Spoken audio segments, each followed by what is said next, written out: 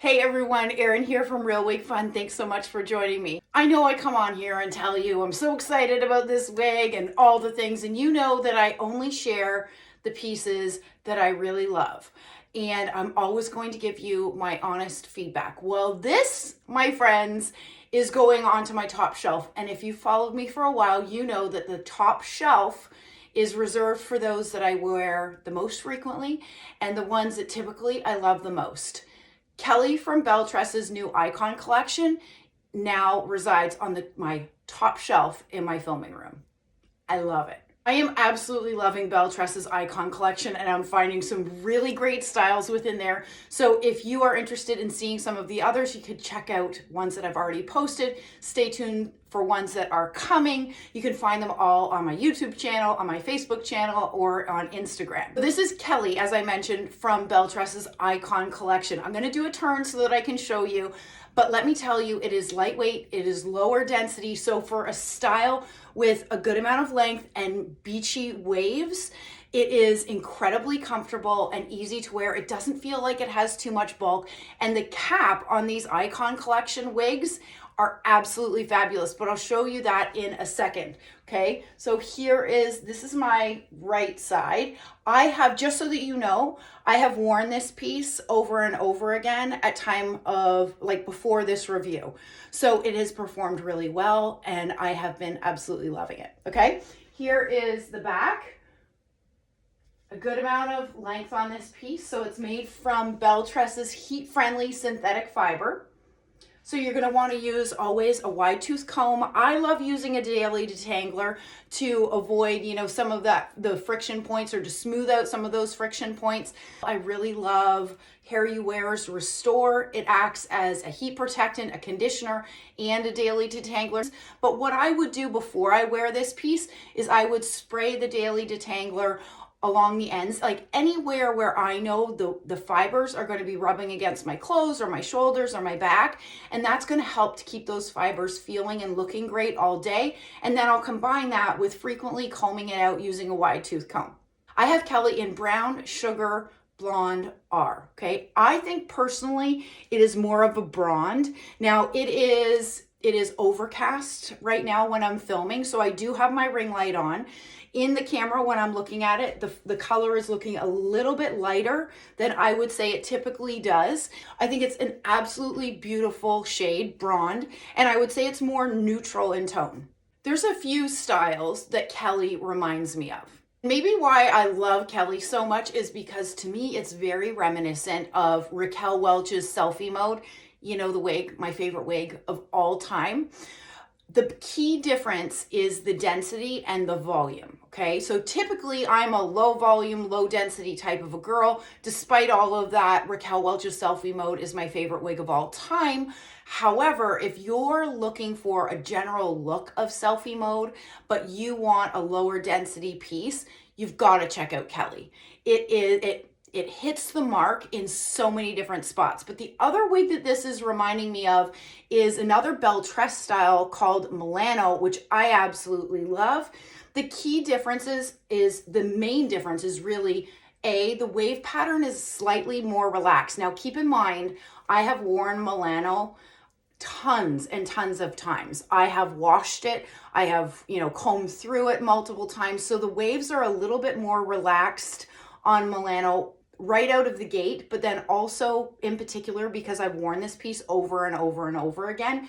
But the big difference is really in the cap. So Milano has a left-handed monofilament part with an extended lace, which I absolutely love. And then you've got the rest of the wig is wefted.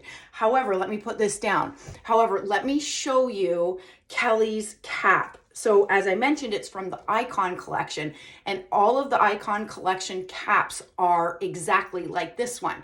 So you've got a full monofilament top versus Milano, you had a left-handed monofilament part. So you've got more parting flexibility. This is a double monofilament. I don't know if you can see that material. Basically, this section has 2 layers of fabric. And what that means for us is when we part it, it gives us a a more natural appearance of a natural parting space when you have a double monofilament feature like this. And then lace front that not only runs into the ear tabs, but the Icon Collection wigs run all the way around the ear tabs.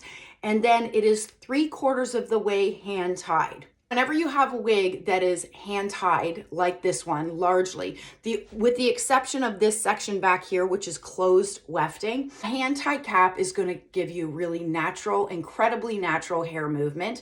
The cap sits really close to our head and really flush to our head. There's no permatease within hand tied sections within a cap. So it's incredibly comfortable. All of these bells and whistles and features however, contribute to a slightly higher price point. That's why when you're looking at wigs and you're thinking, gosh, I don't understand why one wig is one price and one wig is another.